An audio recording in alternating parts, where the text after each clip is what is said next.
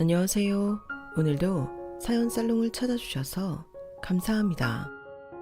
내일 모레 40이 되는 30대 후반 여성입니다. 개인적인 이야기긴 하지만 저는 결혼 전 남편을 만나기 전까지 연애를 딱 한 번 해봤었어요. 인생은 길고 이성을 만나볼 기회도 많았었는데 당시에는 이런저런 이유로 까탈을 부리느라 그랬는지 연애하고 싶은 감정이 별로 들지 않았어서 연애 경험이 적은 것이 이제와 가끔씩 후회가 되고는 해요. 요즘 젊은 분들은 결혼 전까지 평균적으로 몇 번쯤 연애를 해보고 결혼하는지 궁금하네요. 제가 이렇게 갑작스럽게 전 연애에 대해 이야기하는 이유는 남편과 일어났던 갈등에 큰 영향을 줬기 때문이에요. 전 남자친구와는 성인이 되고 그나마 가장 순수할 때인 20대 초반에 만나서 꽤 오랜 기간 동안 장기 연애를 했어요. 같은 대학교 탁과생이었지만 동아리를 통해 서로를 알게 되었고 우연히 사는 동네가 같다는 걸 알게 된 후로 급격하게 친한 사이가 되었어요. 동네에 친구가 생겼다는 핑계로 무슨 일이 있으면 서로 불러내서 차 한 잔, 술 한 잔 나누다 보니 언젠가부터 자연스럽게 정식으로 교제하는 사이가 되었네요. 그 친구랑은 무려 7년 가까이 연애를 했어요. 아니, 솔직히 말씀드리면 제대로 연애를 했다고 할 수 있는 기간은 5년 정도인 것 같네요. 그래도 꽤나 긴 기간이죠. 제가 2년을 뺀 이유는 그 기간 동안 저희는 해외 롱디 커플로 지냈기 때문에 실제로 만난 건 3번 정도밖에 없었기 때문이에요. 그나마 요즘 같은 시대엔 채팅 메신저나 영상통화 같은 시스템이 널리 보급되어 있으니 연락이라도 자주 주고받을 수 있겠지만 제가 20대였을 때는 그런 것도 전혀 없었고 이메일로 편지를 주고받거나 요금이 비싼 전화를 이용해야 했으니 연락을 자주 주고받지도 못한 채 하염없이 기다려야 하는 형태였죠. 이런 형태의 연애를 하라고 하면 대체 누가 하나 싶겠지만 어린 시절에 만나 5년 동안 같은 동네에서 꼭 붙어있다시피 하고 학교까지 같이 다니며 연애를 했다 보니 남자친구가 떠난다고 할 때 말리기가 쉽지 않더라고요. 게다가 남자친구가 무작정 떠난 것도 아니었고 꿈이 해외에서 취직하는 거라 유학 목적으로 간 거였으니 말리면 남자친구의 창창한 앞길을 제가 말리는 게 아닌가 싶은 생각이 들었어요. 나도 정말 널 두고 떠나고 싶지 않은데 정말 미안해.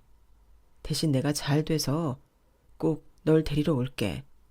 우리 같이 나중에 미국에서 살자. 응? 남자친구는 그렇게 말했지만 저는 한 번도 우리나라를 떠나서 타지 생활을 한다는 생각을 해본 적이 없었어요. 가족도 친구도 없는 연고 없는 나라에서 외롭게 살고 싶진 않았거든요. 남자친구가 함께 있다고 해도 마찬가지였어요. 남자친구랑 있는 것도 좋지만 저는 다른 소중한 친구들과 가족을 절대 포기할 수가 없었거든요. 오빠, 미안한데 나는 미국에서 살 생각이 없어. 그냥 유학 갔다 와서 한국에 취직하면 안 돼? 유학 갔다 오는 건 기다릴 수 있는데 외국에 나가서 살 자신은 없어서. 몇 날 며칠을 고민하다 용기 내어 의사를 표현하니 남자친구가 돌연 심각한 표정을 짓더니 이렇게 말하더군요. 그럼 우리 헤어지는 거야? 응? 헤어지다니? 어린 마음일 수도 있겠지만 저는 그래도 남자친구가 한 번쯤 고민하는 척이라도 해줄 줄 알았어요.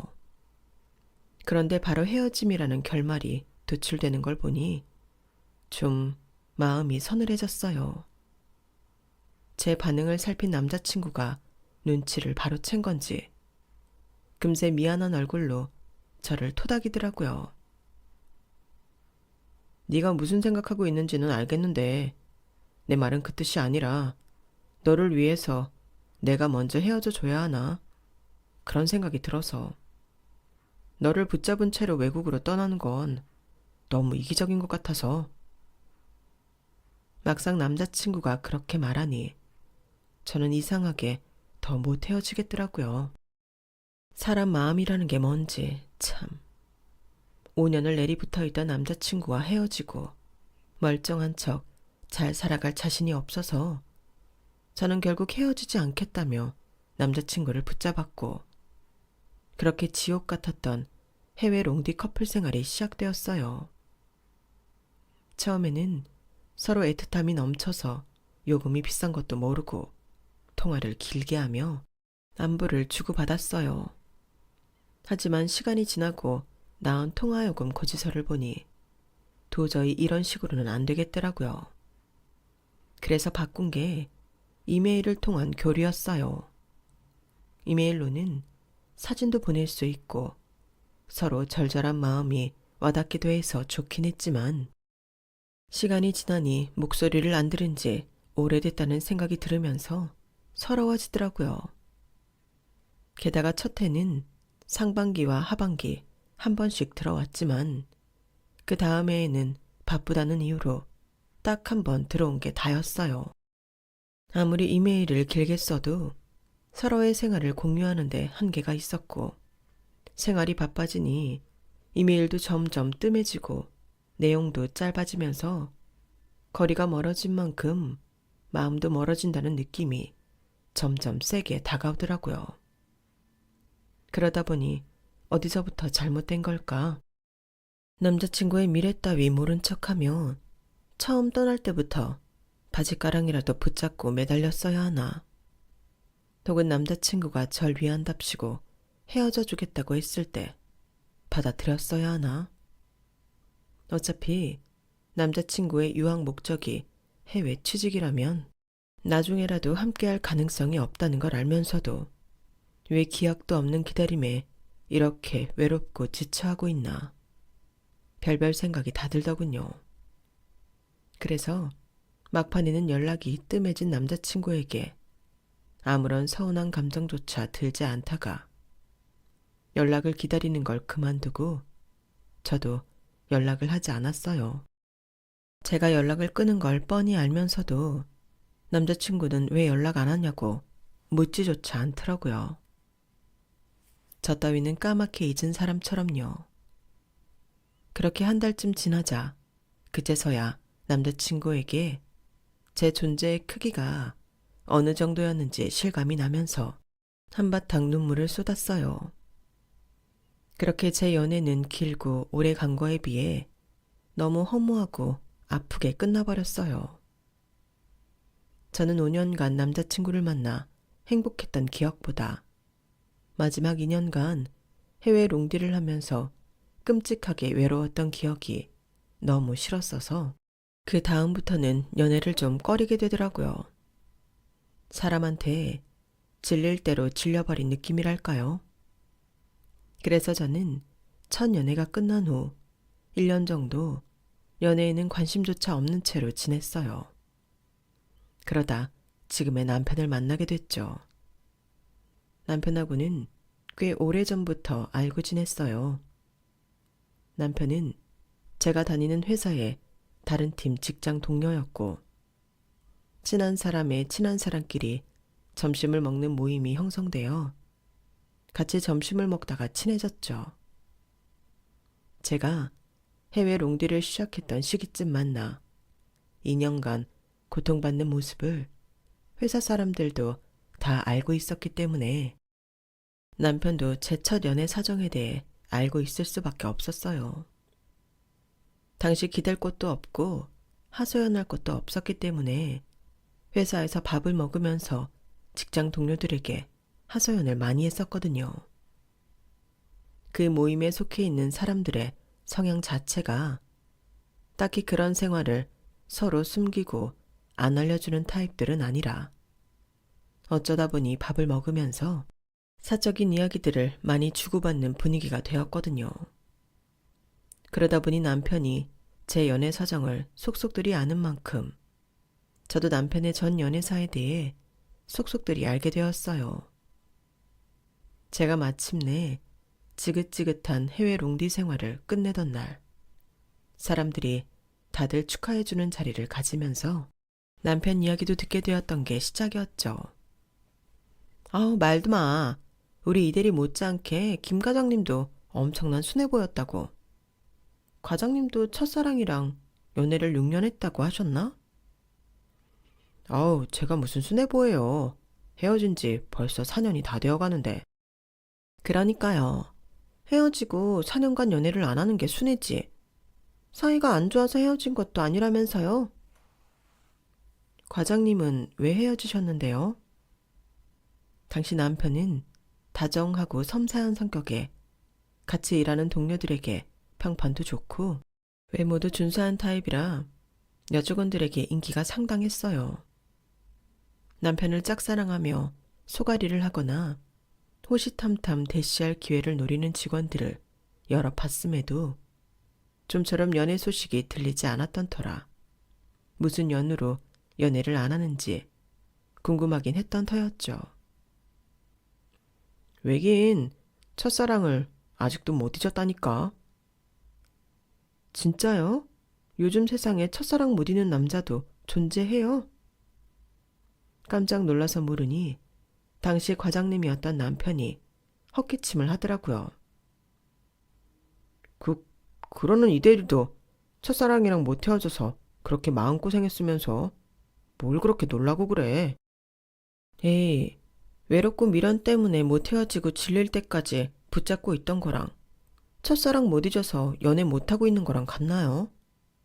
저도 당분간은 연애 못할 것 같긴 한데 못하더라도 그건 그 사람 못 잊어서가 아니라 인간한테 아주 지구 끝까지 질려봐서 다시 그런 무책임한 사람이랑 엮일까봐 연애의 이응자만 봐도 기겁할 것 같아서 안 하는 걸 거예요.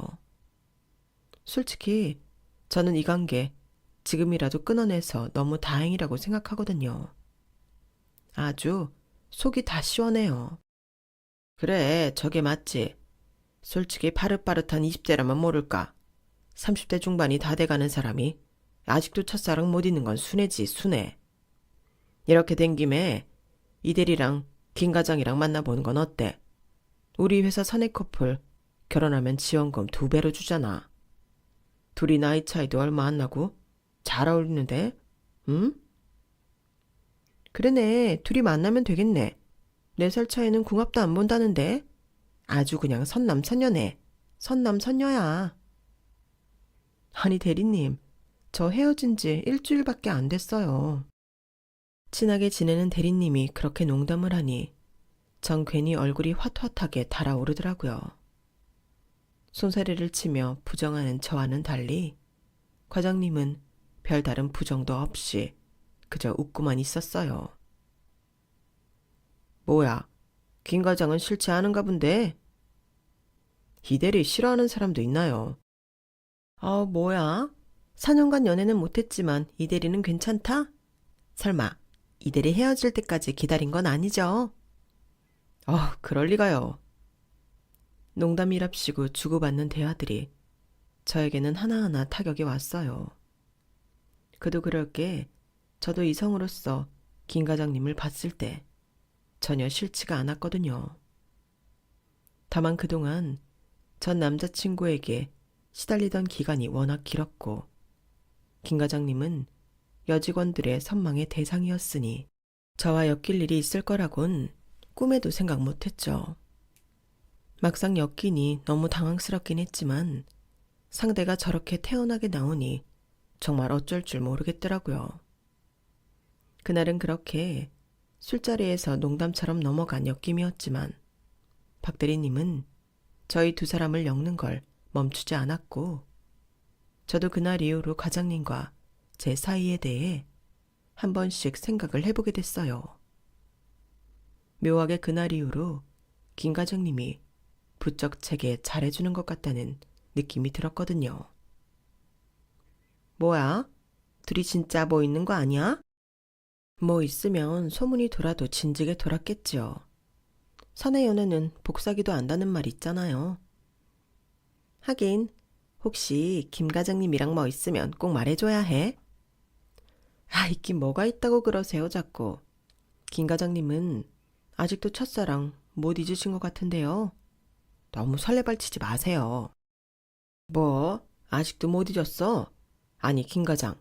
그놈의 첫사랑은 뭐 무덤까지 가져갈래? 이제 그만 잊고 다른 데로 눈을 좀 돌리라고.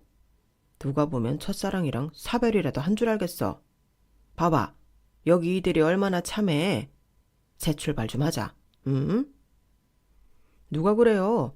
첫사랑 아직도 못 잊었다고. 이대리가 그러던데. 네? 아닌데. 저 잊은 지 좀 됐어요. 뭐? 언제부터? 한 달쯤 됐나? 과장님은 그 말을 하고 제 눈을 빤히 쳐다봤어요. 제 착각이 아니라면 한 달 전이면 제가 전 남자친구와 헤어지고 나서 술자리를 가졌던 바로 그날이거든요. 정말로 과장님이 저에게 관심이 있나 싶었지만 그에 대한 제 호감도와는 별개로 사내 연애라는 리스크 많은 일에 뛰어들고 싶지가 않았어요. 당시 제가 전 연애 때문에 힘들었기 때문에 정말 리스크 많아 보이는 연애는 하고 싶지 않았거든요. 불행인지 다행인지 과장님은 일정 선 이상으로는 넘어오지 않으셨어요. 그래서 썸인 듯 아닌 듯 주변 사람들이 엮으면 엮는 대로 어영부영 1년이라는 시간이 지났죠. 하영씨, 나 이직해. 네, 정말요? 다니고 싶었던 회사가 있었거든. 이번에 면접을 봐서 붙었어. 와, 축하드려요. 그럼 이제 뵙기 힘들겠네요. 저도 모르게 목소리에 아쉬움이 뚝뚝 묻어나왔어요. 과장님은 시무룩한 제 얼굴을 보더니 그러더라고요. 우린 계속 만날래? 네? 나는 하영씨 나가서도 계속 보고 싶은데 하영씨는 어때? 저는 그게 뭘 의미하는지 단번에 알겠더라고요.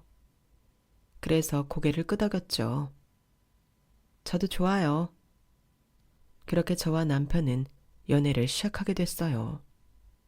나중에 이야기를 자세히 들어보니 제게 호감은 쭉 있었는데 딱 봐도 사내 연애를 꺼리고 있는 데다 전 연애 때문에 조심스러워하는 게 보여서 적극적으로 대시하기 힘들었다고 하더라고요.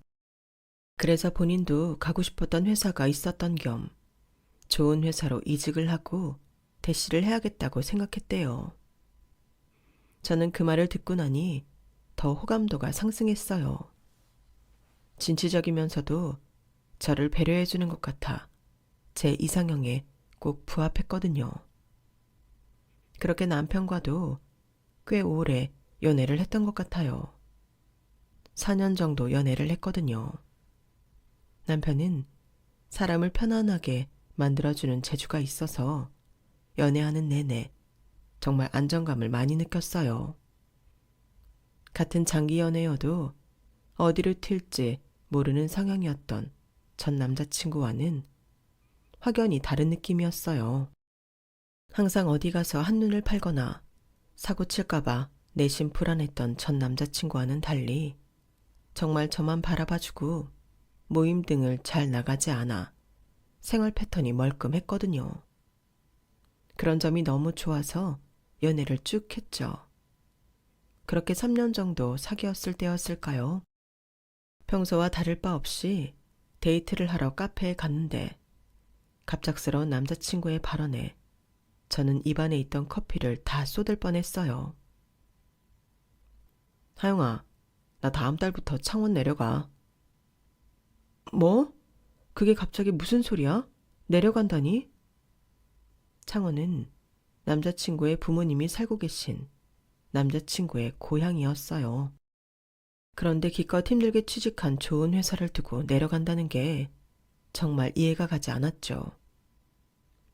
그냥 너무 타지살이를 오래 했더니 너무 힘들기도 하고 이제 좀 서울 벗어나서 조용한 곳에서 살고 싶어서. 아니, 그걸 말이라고 해? 그럼 나는 어떡하라고. 그래서 얘기하는 거야. 혹시 너도 같이 갈래?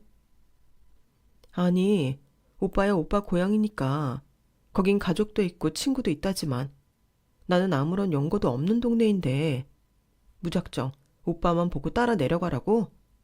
그것도 이렇게 예고도 없이 갑자기?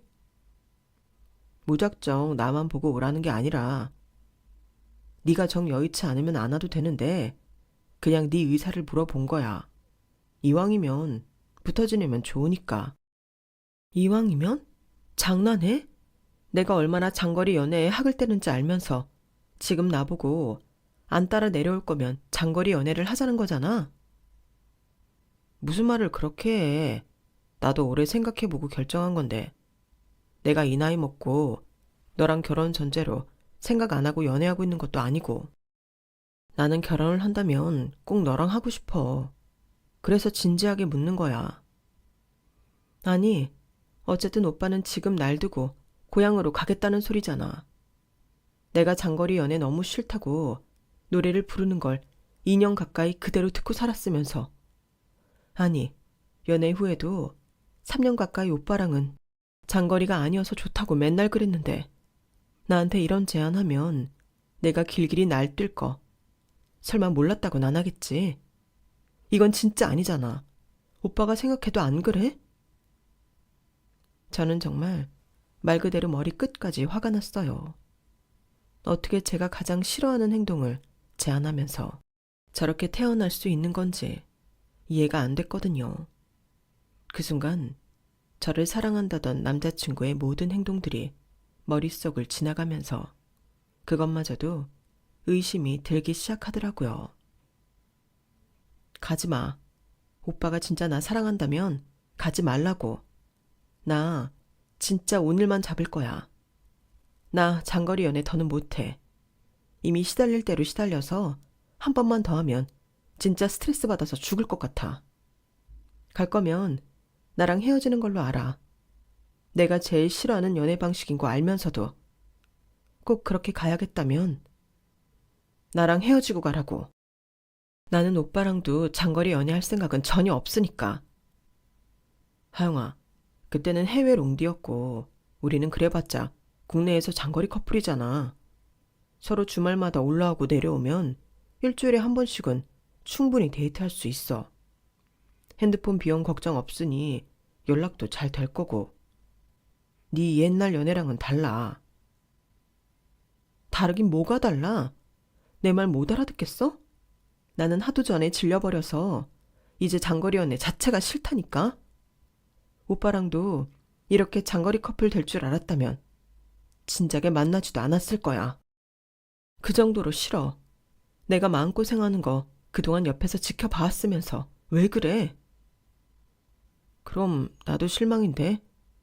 그 남자한텐 그렇게 마음고생하고 나한테는 조금도 못 그러는 이유가 뭔데? 설마 나보다 전 남자친구를 더 사랑한 거야? 뭐라고?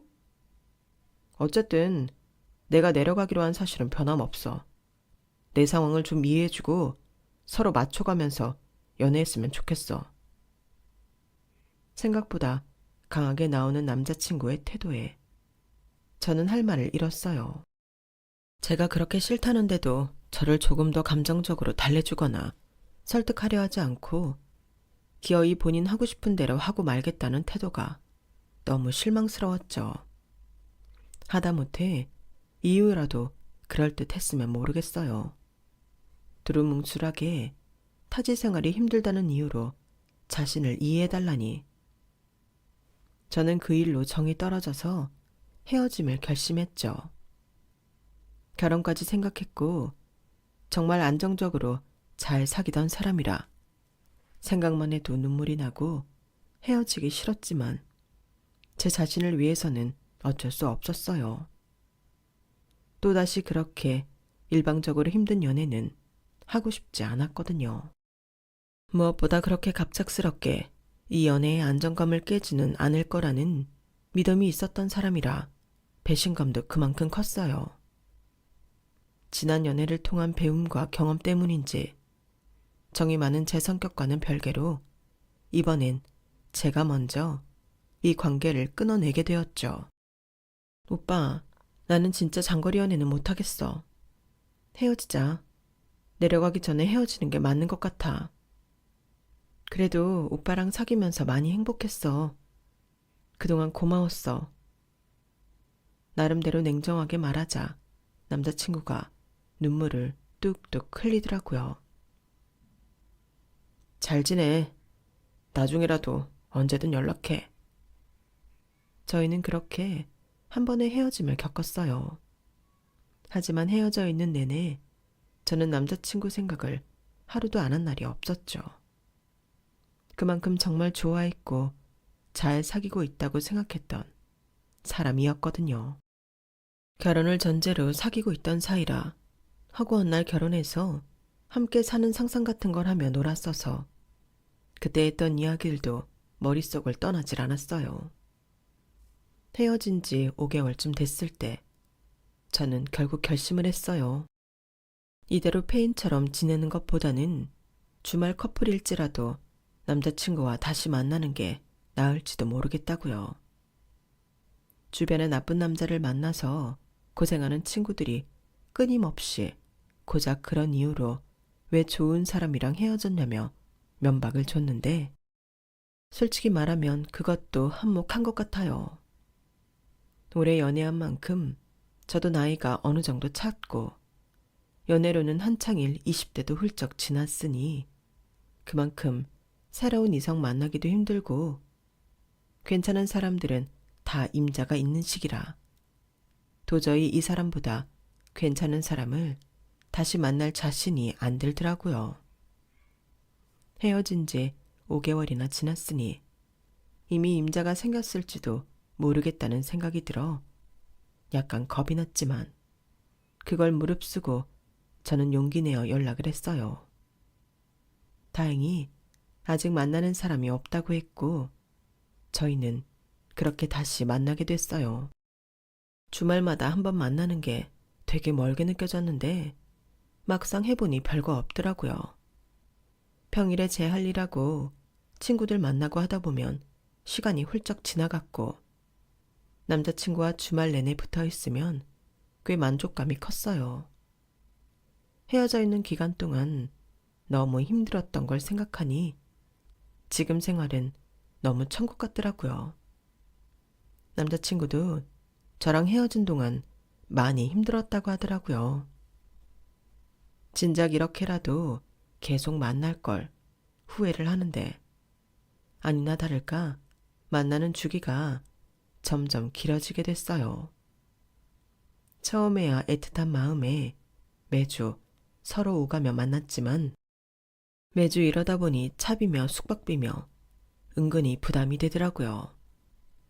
게다가 서로 주말에 피치 못할 사정으로 다른 약속이나 일정이 생기면 2주에 한 번 꼬박 봐도 다행인 정도였어요. 그러다 보니 자연스럽게 서로 소원해지는 것 같아서 좀 타격이 오긴 했지만 그런 생활을 지속한 지 반년쯤 됐을 때 남자친구가 결단을 내렸어요. 하영아, 이렇게 지내는 거 힘들지? 말이라고 해? 내가 이렇게 될까봐 장거리는 싫다고 했는데 정말 꼭 창원에서 계속 살아야겠어? 우리 결혼할래? 응? 나 그냥 다시 서울 올라올까봐 너랑 결혼해서 이제 아무 걱정 없이 지내고 싶어. 서울로 온다고? 나야 너무 좋지. 아유, 얼마나 좋으면 말까지 더듬어. 이럴 거면 왜 내려갔어? 괜히 나 고생이나 시키고. 진작 결혼해서 같이 살았음 얼마나 좋아. 미안해. 내가 뭔가 생각을 잘못했나 봐. 우리 결혼하자. 내가 행복하게 해줄게. 사귄 기간도 그렇고 나이도 있다 보니 저희의 결혼 준비는 속전속결이었어요. 신혼집부터 구해서 같이 살다가 예식날에 맞춰 결혼을 하기로 했죠. 결혼 준비를 하다가 남편은 본인이 왜 그렇게 갑작스럽게 창원에 갈 수밖에 없었는지 뒤늦게 설명을 해주더라고요. 실은 어머니가 암에 걸려서 많이 아프셨어. 그래서 혹시나 내가 서울에 있을 때 많이 악화되실까봐 병간호를 해야겠다 싶어서 내려갔던 거야. 너한테 이야기하기엔 괜히 네가 마음의 부담이 클까봐 이야기 안 했어. 그런데 최근에 완치 판정을 받으셨거든. 그래서 너랑 결혼해도 되겠다 생각한 거야. 남편 말을 들으니 어안이 벙벙 하더라고요. 그동안 저에게 갑작스럽게 내려갔던 이유를 절대 말해주지 않았는데 그 이유가 어머님 병간호 때문이었다니 왜 그렇게 급하게 내려간 건지 갑자기 이해가 되면서도 미안하더라고요. 본인 딴엔 저를 마음이든 몸이든 고생시키지 않겠다고 혼자 말도 못하고 내려갔던 건데 제가 이해 못하겠다며 이별을 고해버렸으니까요. 난 그런 줄도 모르고 미안해. 아니야. 다 잘 해결돼서 다행이지. 어차피 엄마 계속 아프셨으면 우리 결혼도 못했을 텐데. 너랑 헤어졌을 때 힘들긴 했지만 그 기간 동안 엄마가 많이 나아지셨으니까. 우리도 결국 이렇게 다시 만났고. 앞으로는 힘든 일 있으면 얘기해. 같이 나누게. 그래. 그래. 그렇게 저희는 무사히 결혼식을 올렸어요. 결혼 전에는 남편이 주말마다 서울에 올라와서 저를 만났지만 결혼을 하고 나니 주말마다 창원에 내려가더라고요. 어머님 경과를 체크하겠다면서요. 저도 몇 번은 같이 따라 내려갔지만 매주 내려간다는 게 정말 쉬운 일은 아니더라고요. 경비도 경비지만 피로감이 만만치 않았어요. 주 5일째 직장인이다 보니 매주 주말마다 시댁에 다녀오면 말 그대로 쉬는 날이 하루도 없는 것 같은 기분이 들었죠. 제가 힘들어하는 걸 눈치챈 남편이 오지 말라고 할 정도였으니까요. 앞으로는 나 혼자 내려갈게. 당신은 집안에 행사 있을 때만 와주는 걸로도 충분해. 이런 거 안 시키려고 내가 말 안 했던 거야. 그래도 엄마 아직은 괜찮아. 내가 혼자 케어할 수 있어. 힘들어지면 그때 도움 요청할게. 알겠어 여보. 당신도 힘들 텐데 나 생각해줘서 고마워. 시어머니도 남편의 부모다 보니 암을 판정받아 완치 후에도 컨디션이 오락가락 하시는 게 안쓰러웠지만 역시 팔은 안으로 굽는다고 친정 부모님도 이렇게 자주 살피지 못하는데 매주 시간을 내서 먼 거리를 다녀와야 하는 게 정말 괴로웠거든요. 그런데 남편이 알아서 저를 배려해주니 참 좋았어요. 비록 주말마다 남편과 떨어져 있긴 했지만 이제는 같이 살다 보니 평일 저녁에 퇴근하고도 충분히 같이 시간을 보내고 데이트를 할 수 있어서 큰 불만은 없었어요. 주말엔 제 시간을 갖고 집안일을 하다 보면 이틀이 훌쩍 지나갔죠. 남편과의 결혼 생활은 연애 때만큼이나 아니면 조금 더 안정적이었어요. 이제는 정말 제 울타리 안에 속해 있는 사람 같아서 너무 행복했죠. 가끔은 좀 미안하다는 생각이 들 정도로 항상 제가 우선인 사람이었거든요. 그러던 어느 날 이 평화가 깨지는 순간이 마침내 찾아왔어요. 여보, 우리 당분간 떨어져 지내야 할 것 같아. 뭐라고? 왜? 엄마가 건강이 다시 안 좋아지셔서. 많이 안 좋으신 거야? 내가 당분간 옆에 살면서 돌봐드려야 할 것 같아. 지금도 충분히 돌봐드리고 있는 것 같은데 주말마다 내려가는 정도로는 안 되는 거야? 안 될 건 없지만 내가 불안해서 내가 예전처럼 자주 올라올게. 여보, 나 한 번만 이해해주라. 응? 우리 엄마 이대로 잘못되시면 내가 너무 후회할 것 같아서 그래. 돌아가시더라도 그 전까진 최선을 다하고 싶어. 그때가 정말 제 인생에서 최대 고민되는 순간이었던 것 같아요. 이제야 안정감을 찾고 지내고 있었는데 또 떨어져 지내야 한다니. 저한테 무슨 배우자를 멀리 보내는 사주 같은 게 있나 싶을 정도더라고요. 하지만 남편을 따라 내려가기엔 창원이 너무 연고 없는 곳인 건 둘째치고 다니고 있는 직장도 걸렸고 멀리 살 때는 몰라도 가까이 살면 저도 시댁을 매번 케어해야 한다는 게 조금 부담이 되더라고요. 야, 너 거기 따라 내려가면 꼼짝없이 간병인데 남편도 괜히 혼자 내려가겠다고 했겠어? 그냥 주말 부부하는 게 낫지. 주변에서도 내려가면 고생만 한다고 뜯어 말리더라고요. 그래서 결국은 남편을 보내줬어요. 벌써 3번째 장거리라 그런지 이제는 무뎌져서 별 생각도 들지 않더라고요. 그래도 혼자 고생하는 남편이 신경 쓰여서 한 달에 한 번씩은 저도 시댁에 내려가 시부모님을 살폈어요. 남편은 시댁 근처에 방을 구해 지내고 있었고요. 시댁에 자주 못 찾아뵙는 게 죄송해서 남편이 사는 곳보다는 보통 조금 더 넓은 시댁에서 묵고 왔어요. 그러다 보니 하루는 문득 남편이 사는 곳도 좀 치워주거나 해야겠다는 생각이 들더라고요. 여보, 이번엔 당신네서 잘까? 응? 넓은 엄마 집 두고 왜? 그냥 당신 사는 것도 좀 보고 살림도 좀 해줄까 해서. 에이, 됐어. 내가 애도 아니고. 그래도 당신 사는 곳은 초반에만 몇 번 가보고 안 간지 좀 됐잖아. 어떻게 지내는지 궁금하기도 하고. 헤이, 갑자기 우리 집 가서 잔다 하면 우리 엄마 서운해하셔. 요즘 컨디션 다시 안 좋아지셔서 그런지 별거 아닌 거에도 잘 삐지셔서. 우리 집은 나중에 미리 말씀드리고 와서 자자.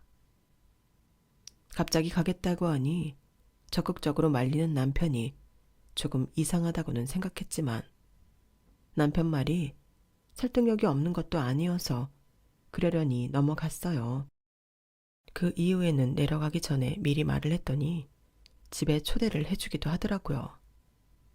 그래서 별다른 의심은 안 하고 있었어요. 그런데 어느 주말 친하게 지내는 회사 동생에게서 급하게 연락이 왔어요. 평소 주말에는 연락을 잘 안 하던 친구인데 제가 안 받으니 2번, 3번을 연달아 전화가 와 있더라고요. 민정아, 뭐야? 무슨 일 있어? 언니, 형부 혹시 여자 형제 있어? 응? 아니, 외동이야. 그래서 내려간 거잖아. 그치? 어쩐지 안 닮았더라니. 응? 그게 무슨 소리야? 아니, 나 이번에 주말에 고향 내려왔거든. 근데 동생이 사는 오피스텔에서 형부가 웬 젊은 여자랑 스킨십을 하면서 나오는 걸 봤어. 엄청 다정하게. 뭐? 잘못 본 거 아니야? 언니가 푸사로 결혼 사진 도배를 해놨는데 내가 잘못 봤을 리가 있겠어? 딴 사람이랑 헷갈렸나 해서 사진 확인까지 다시 했어. 그래서 연락한 거야. 그리고 형부, 지금 창원에 있는 오피스텔 산다며. 거기가 땡땡 오피스텔, 맞아? 한 번의 상황을 믿지 못하는 제게 오피스텔 주소를 술술 읊는데 확인 사살을 당하는 듯한 느낌이었어요. 저는 그대로 창원으로 내려가는 버스를 끊었고 동생은 실시간으로 2사람이 어디에 있는지 알려주었어요. 제가 창원에 도착할 때쯤엔 데이트를 마친 건지 다시 오피스텔로 돌아갔다고 하더라고요. 저는 눈이 뒤집힌 그대로 오피스텔까지 달려갔어요. 오피스텔 문을 열기 전엔 심장이 쿵쾅거리기까지 하더라고요. 남편 집 비밀번호는 알고 있어서 문을 열고 들어가니 2사람이 소파에 나란히 앉아 TV를 보고 있던 모습이 보였어요. 버튼 누르는 소리에 놀랐는지 여자가 남편 쪽에 완전히 엉겨 붙어 있더라고요. 여자 얼굴을 확인한 저는 꼭지가 더 돌았어요. 제가 너무 익숙하게 아는 얼굴이었거든요. 남편의 첫사랑이었어요. 같은 회사 다닐 때 회사 동료들이 남편의 전 여친의 미모가 상당했다며 사진을 보여준 적이 있었거든요. 일반인 치고는 드물게 여리여리하고 청순한 스타일이라 한번 보면 잘 잊혀지지 않는 스타일이긴 했어요. 물론 그때 보고 못 본 지 좀 돼서 얼굴은 가물가물해졌지만 여자의 촉이란 게 정말 있는 건지 시간이 좀 지나 나이가 들었음에도 그때 봤던 사진이 연상되면서 첫눈에 바로 누군지 알아보겠더라고요. 여보, 연락도 없이 여긴 웬일이야? 웬일이긴 우리 사이에 연락을 꼭 하고 와야 되나? 내가 오히려 묻고 싶은데 옆에 끼고 있는 여자가 누군지. 이분은 우리 엄마 돌봐주는 요양보호사셔. 엄마한테 너무 잘해주셔서 감사해서 집에 초대했어. 뭐라고? 그제서야 두 사람이 앉은 소파 앞에 차려진 상이 눈에 들어오더라고요. 저녁 시간대라 한 잔씩 한 건지 와인병과 와인잔, 그리고 안주들이 놓여 있었어요. 당신은 당신 나이 또래 여자를 집에 초대해서 단둘이서 술까지 먹으면서 대접해? 결혼도 한 사람이 제정신이야? 여보, 진짜 오해야. 나랑 오래 알고 지낸 사람이야. 당신이 생각하는 그럴 일 절대 없어. 그래, 오래 알고 지냈겠지. 당신 첫사랑이니까. 여보, 속일 걸 속여야지. 어떤 요양보호사가 저런 끝나시 원피스를 입고 자기가 돌보는 노인 아들이랑 노닥거려? 저 진짜 요양보호사 맞거든요. 이분 부모님 돌보고 있는 것도 맞고요. 제 신혼조에 해보시든가요. 옆에 있던 여자가 안 그렇게 생겨서는 어찌나 뻔뻔한지 앙칼지게 쏘아붙이는데 어이가 없더라고요. 진짜 어이가 없네. 나 만나기 전에 둘이 만났던 사이인 거 내가 모르는 줄 알아? 불륜 저지른 것도 모자라서 뻔뻔하게 누구한테 소리를 지르는 거야? 둘 다 죽고 싶어? 여보, 진정해. 일단은 내 말부터 들어봐. 어? 이러려고 기어이 여기 내려와서 살겠다고 했구만. 어머님이 아프셔서 최선을 다해? 그렇다는 사람이 이번 주말은 회사 일 때문에 못 올라온다 해놓고 딴 여자랑 데이트를 해? 마누라는 그렇다 치고 어머님은 어디다 팽개치고 이러고 있냐? 어머님은 제가 잘 돌봐드리고 있거든요. 넌 조용히 안 해? 어딜 뻔뻔하게. 자꾸 소리를 질러대는 불륜녀가 꼴보기 싫어서 머리채를 잡았어요. 아각 소리를 지르며 이리저리 흔들리던 머리를 놓자 소파 밑으로 떨어지더라고요. 남편은 저의 이런 모습을 처음 봐서인지 새파랗게 얼굴이 질려 있었어요. 내가 그렇게 싫다고 하는데도 장거리 감행했을 때부터 알아봤어야 했는데 당신은 앞에서는 사람 비위 살살 잘 맞추면서 뒤로는 자기 하고 싶은 대로 다 해야 하는 그 성정을 도저히 버리질 못하는구나. 난 당신 같은 인간이랑은 도저히 못 살아. 헤어져. 참나. 그러는 당신은 나한테 뭘 그렇게 잘했는데? 내가 엄마 때문에 내려간다는데도 따라 내려오겠다는 소린 죽어도 안 했잖아. 며느리인 당신보다 이 사람이 더 우리 부모님 잘 보살펴드렸어. 그건 알고 하는 소리야. 이 사람 하는 거 보면서 나도 후회했다고. 지금 그게 할 소리야? 이 여자가 니네 부모님 돌봐드리는 건 이 여자 직업이라 그런 거잖아. 비교할 걸 비교해야지. 그리고 애초에 장거리 싫다 했는데 상의도 없이 제대로 된 설명도 없이 무작정 떠나간 건 당신이야. 말 같지도 않은 소리 말고 유책 배우자는 당신이니까 순순히 이혼해. 직업이 아니라도 전 어릴 때부터 뵙던 분들이라 애착이 있거든요. 며느리여도 한 달에 한 번밖에 안 찾아오는 당신이랑은 근본부터 다르다고요. 그쪽은 불륜녀 주제에 상황 파악을 못해? 네 목소리 듣기도 싫으니까 조용히 좀 해. 자꾸 제 신경을 긁는 불륜녀에 너무 화가 나 상에 있던 와인을 집어 불륜녀에게 부어버렸어요. 흰 원피스가 붉은 와인으로 절여지자 불륜녀와 남편이 동시에 소리를 지르더라고요. 당신 진짜 유치하게 이럴래?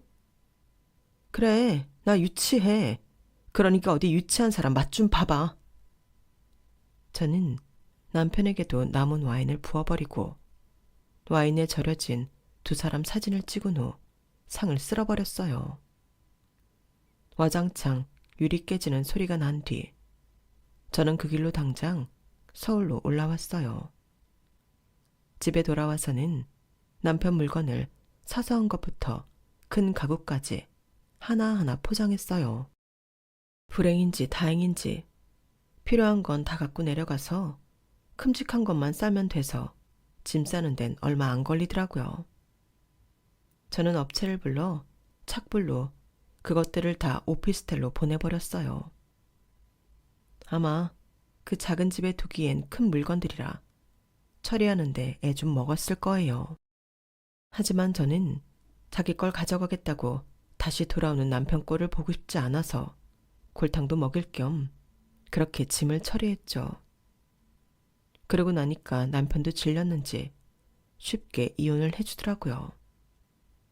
몇 년 뒤 제게 불륜 소식을 알려준 동생 말로는 남편도 유전인지 어머님과 똑같은 암 판정을 받았다고 해요.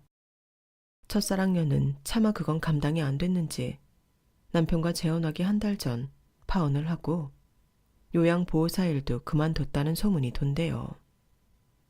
본인도 아픈 주제에 아픈 부모님을 돌봐야 하는 처지가 안 됐지만 뭐 어쩌겠어요. 이기적으로 군 죄를 평생 톡톡히 갚으며 살아야겠죠. 빠른 판단으로 제 미래에 혹이 될 뻔했던 남편을 진작에 떼어내서 얼마나 다행인지 모르겠어요. 이래서 아니다 싶으면 빨리 헤어지라고 하는 건가 봐요. 앞서 했던 연애에서 겪었던 괴로운 경험들이 결국엔 제게 다 피가 되고 살이 되네요. 제 이야기는 여기까지입니다. 들어주신 분들 곁에 좋은 인연들과 항상 행복하세요. 여러분, 사연 댓글에 응원과 현명한 조언 부탁드려요. 좋아요와 구독은 저에게 큰 힘이 됩니다. 오늘도 좋은 일 가득하세요.